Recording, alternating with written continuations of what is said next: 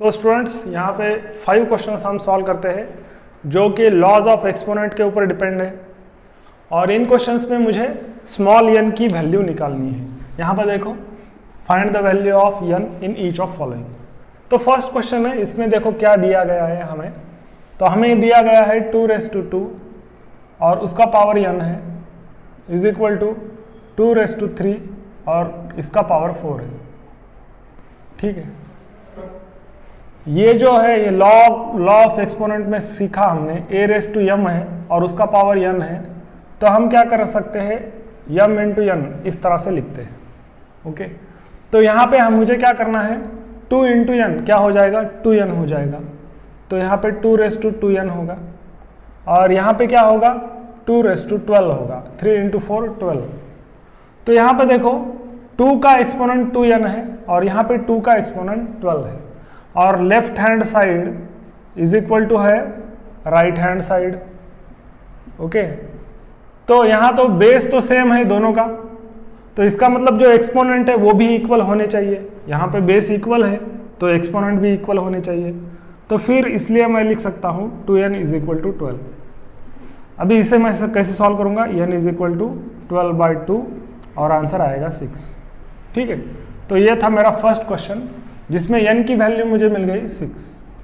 Okay, अबे आप इसे नोट डाउन कर सकते हैं। देखो सेकंड क्वेश्चन में क्या पूछा है, 2⁻5n divide by 2⁻n is equal to 2⁻4।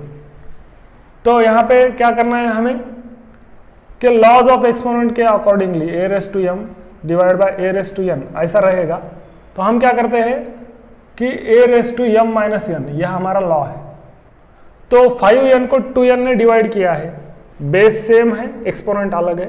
तो यहाँ पे आएगा 2⁻5n-n और इज इक्वल टू 2⁻4, क्योंकि यहाँ ये ओके ये लॉ है हमारा। तो यहाँ पे क्या आएगा 2⁻4n इज इक्वल टू 2⁻4। तो देखो ये left hand side is equal to right hand side, base is equal to base, base तो दोनों का एक ही है। यहाँ पे ये कह रहा है कि 2 का पावर 4 है और यहाँ पे ये कह रहा है कि 2 का पावर 4 है और दोनों सेम है। यहाँ पे 4n और 4 ये भी फिर इक्वल होने चाहिए, तो इसलिए 4n इज इक्वल टू 4। तो n इज इक्वल टू 4/4। यहाँ पे ये 4 n को मल्टीप्लीकेशन में है, यहाँ पे जाके डिवाइड होंगे तो यहाँ पे आंसर आएगा 1। ओके, तो ये सेकंड क्वेश्चन का आंसर था। अभी देखते हैं थर्ड एंड फोर्थ क्वेश्चन। तो थर्ड क्वेश्चन देखिए, थर्ड क्वेश्चन में 2⁻n का पावर 5 और इंटू 5 का power n-4 is equal to 5 है। ठीक है, अभी इसे n की वैल्यू कैसे निकालेंगे। तो देखो हमने अभी तक लॉ क्या पढ़ा कि a⁻m इंटू a⁻n ऐसा कुछ रहेगा। तो ये इनका एडिशन है। ओके, यहाँ पे m प्लस n हो जाता है, हमें एडिशन नहीं चाहिए, सब्सट्रैक्शन चाहिए। तो यहाँ पे अलग लॉ, कौन सा सेकंड लॉ है, वो लॉ क्या कहता है, a⁻m divide by a⁻n is equal to a⁻m-n। ठीक है, इसे मैं अलग किस तरह से लिख सकता हूँ, a⁻m-n को a⁻m डिवाइड बाय a⁻n इस तरह से भी लिख सकता हूँ। ओके, इसको उल्टा लिख दिया। ठीक है, तो यहाँ पे 2⁻n-5 ये जो है इसको मैं कैसे लिख सकता हूँ, ये यहाँ पे ओके 2⁻n डिवाइड बाय 2⁻5 इस तरह से लिख सकता हूँ। ठीक है, और फिर 5⁻n-4 इसको किस तरह से लिख सकता हूँ, अकॉर्डिंग टू दिस लॉ। ये भी हमारा यही लॉ यहाँ पे लिखा है, मैंने साइड चेंज की है सिर्फ। तो यहाँ पे क्या आएगा 5⁻n और डिवाइड बाय 5 का पावर 4 इस तरह से आएगा। ठीक है, तो अभी क्या करना है, यहाँ पे 2⁻n-5 इसके जगह पर ये लिख सकता हूँ और 5n-4 इसके जगह पर ये लिख सकता हूँ। ओके, तो ये जो इक्वेशन है ये कैसे चेंज हो जाएगा देखिए। ओके, 2⁻n/5 मतलब क्या, 2⁻n डिवाइड बाय 2�5। तो लिखता हूँ 2⁻n डिवाइड बाय 2�5 इंटू 5 मतलब क्या 5⁻n डिवाइड बाय 5⁴, ठीक है, इज इक्वल टू 5। तो ये इक्वेशन यहाँ इस तरह से चेंज हो गया। तो अभी क्या करेंगे, यहाँ पे देखो क्या है, एक्सपोनेंट सेम है, और एक्सपोनेंट सेम रहेंगे तो हमने देखा a⁻m इंटू b⁻m ऐसा कुछ रहता है, तो a इंटू बी उसका पावर m, यह हमने पढ़ा है इस पे लॉज ऑफ एक्सपोनेंट में, ठीक है, यह हमारा लॉ है, ठीक है। तो यहाँ पे क्या होगा फिर 2 इंटू 5, दोनों का एक ही एक्सपोनेंट आएगा, वो n आएगा, ठीक है। फिर यहाँ पे नीचे 2⁵ एंड 5⁴, ठीक है, इसको क्या करेंगे, अभी ये वहाँ जाके मल्टीप्लाई होंगे, ठीक है, ये दोनों एक्सपोनेंट यहाँ पे फिर से लिखता हूँ एक बार, 5⁴ इज इक्वल टू 5, ओके। तो ये जो डिनोमिनेटर है वो यहाँ पे जाके न्यूमरेटर बन जाएगा या मल्टीप्लिकेशन में जाएंगे ये लोग, तो 2 इंटू 5 मतलब 10 का पावर n, और यहाँ पे क्या आएगा 5 इंटू 2⁵ इंटू 5⁴, ठीक है, यह यहाँ पे यहाँ से यहाँ चले गए, सिंपल इक्वेशन है। तो ये 5⁻1 और ये 5⁻4 दोनों का एडिशन कर लो, तो ये आएगा 5 का पावर 5 एंड यहाँ पे ये आएगा 2 का पावर 5, ठीक है। तो यहाँ पे 5, यहाँ पे क्या आएगा, ये लॉ फिर से यहाँ पे अप्लाई होगा कि एक्सपोनेंट सेम है, बेस अलग है, तो क्या करना है, बेस का मल्टीप्लिकेशन करना है, तो 5 इंटू 2 और उसका पावर 5, ठीक है। यहाँ पे मुझे मिल गया 10 का पावर 10, तो 10 का पावर n और यहाँ पे आएगा 10 का पावर 5। अभी ये दोनों साइड्स इक्वल है, ये कहता है कि 10 का पावर n है, ये कहता है 10 का पावर 5 है, दोनों सही है, तो इसका मीनिंग क्या है, ये n इज इक्वल टू 5 होना चाहिए। तो यहाँ पे मुझे क्या मिला, n इज इक्वल टू 5। तो ये 3 क्वेश्चंस हो गए, तो यहाँ पे आंसर आता है n is equal to 5, okay.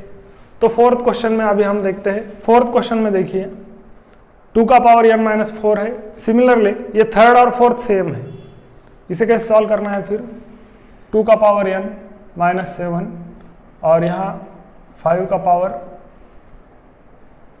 n-4, okay. तो एक ही साइड में यहाँ लिखता हूँ, तो 2n मतलब क्या होता है, हमने पढ़ा अभी m-n, यह हमारा लॉ ऑफ एक्सपोनेंट है कि इस तरह से हम इसको लिख सकते हैं, ठीक है, बेस एक ही है और उसके सर के ऊपर पावर्स का सब्सट्रैक्शन है, एक्सपोनेंट्स का सब्सट्रैक्शन है, तो हम एक्सपोनेंट को इस तरह से लिख सकते हैं, यह हमारा लॉ है।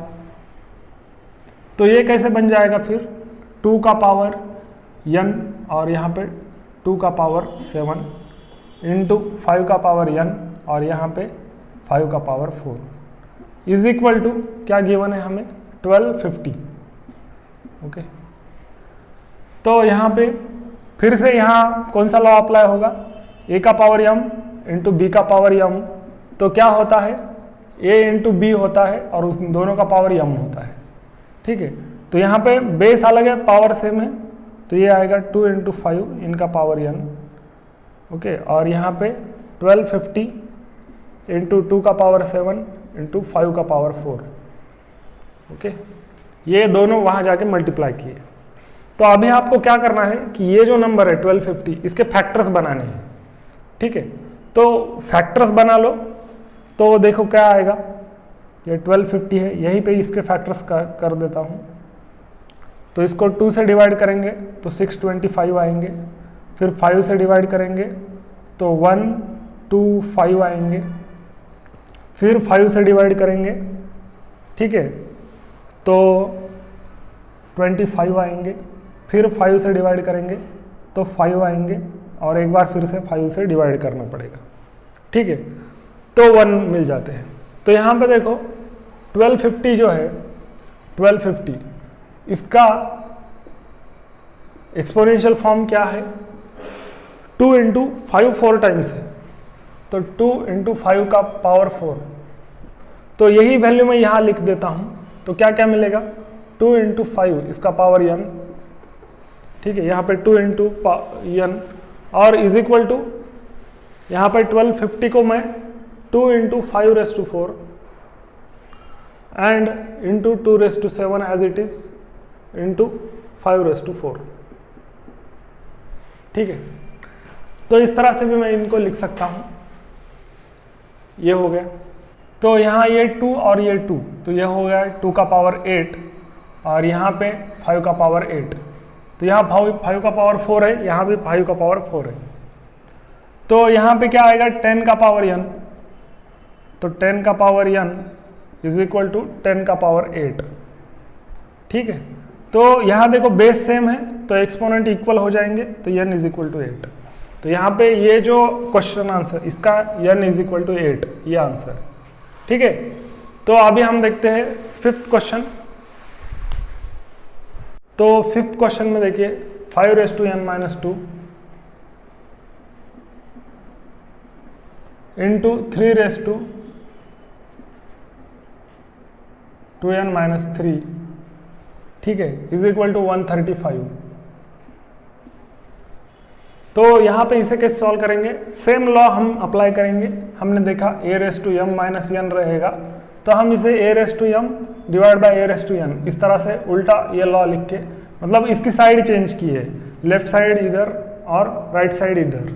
तो 5⁻n-2 इसको कैसे लिख सकता हूँ, 5⁻n डिवाइड बाय 5⁻2, और 3⁻2n-3 इसको कैसे लिख सकता हूँ, 3⁻2n डिवाइड बाय 3⁻3। ओके, इस तरह से लिख सकता हूँ ये लॉ यूज करके। तो मेरे पास इक्वेशन, नया इक्वेशन क्या मिलेगा, 5⁻2 into 3⁻2n divide by 3⁻3 is equal to 135। ठीक है, तो यहाँ पे 135 के भी मुझे क्या करने पड़ेंगे, फैक्टर्स निकालने होंगे। तो यहाँ पे निकाल लेता हूँ 135, इसके फैक्टर्स क्या आएंगे, 5 से डिवाइड करूँगा तो 2 27, फिर 3 से डिवाइड करूँगा, फिर 3 से, तो यहाँ पे मुझे मिलेंगे 1। तो 135 इज इक्वल टू 3 का पावर 3 इंटू 5, ये मुझे फैक्टर्स मिल गए। ठीक है, तो इसे अभी यहाँ सॉल्व कर लेते हैं। 135 इज इक्वल टू 5 इंटू 3 का पावर 3। ओके, इसे इस एक्सपोनेंशियल फॉर्म में लिख लिया। तो अभी देखिए इसे आगे कैसे सॉल्व किया जा सकता है। तो इसे मैं यहाँ मिटा देता हूँ, फैक्टर्स कैसे निकालने हैं ये तो हमें पता है। ठीक है, ये मैंने 35 को prime factor, product of prime factors के फॉर्म में लिख लिया। तो यहाँ पर देखिए ये उधर जाके मल्टीप्लाई होंगे, करेक्ट। तो कैसे आएगा, अगला 5⁻n into 3⁻2n is equal to 135 into 5 का पावर 2 इंटू 3 का पावर 3। ये दोनों वहाँ जाके मल्टीप्लाई हो गए।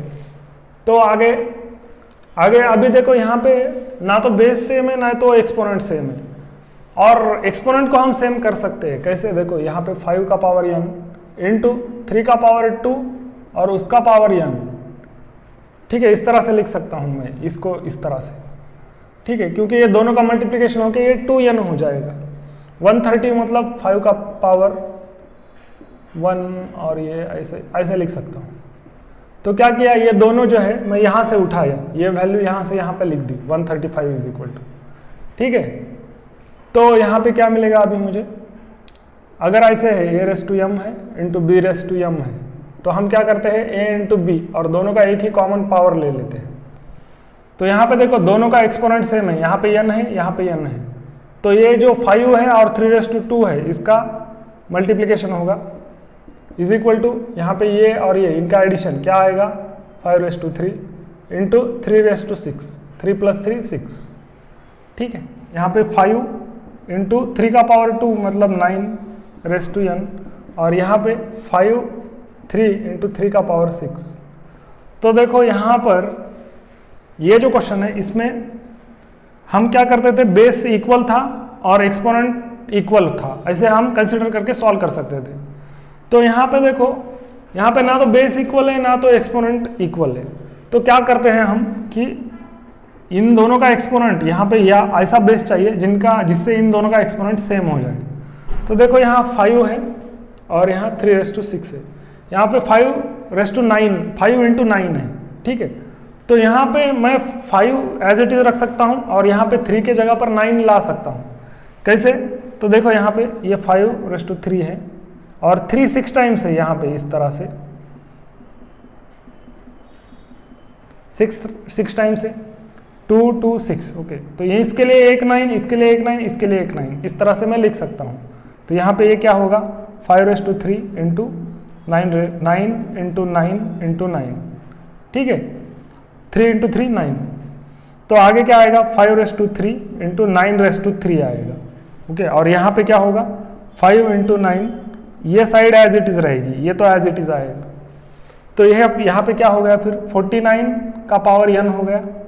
और यहाँ पे देखो बेस अलग है मगर एक्सपोनेंट सेम है, तो according to law of exponent ये ऐसे हो जाएगा, ठीक है। तो आगे क्या मिलेगा 45n। ओके, ये आगे 45n इज इक्वल टू 45 का पावर 3। तो यहाँ पे n का पावर मुझे 3 मिलेगा, ठीक है। तो ये आपके इस क्वेश्चन का लास्ट क्वेश्चन का आंसर है।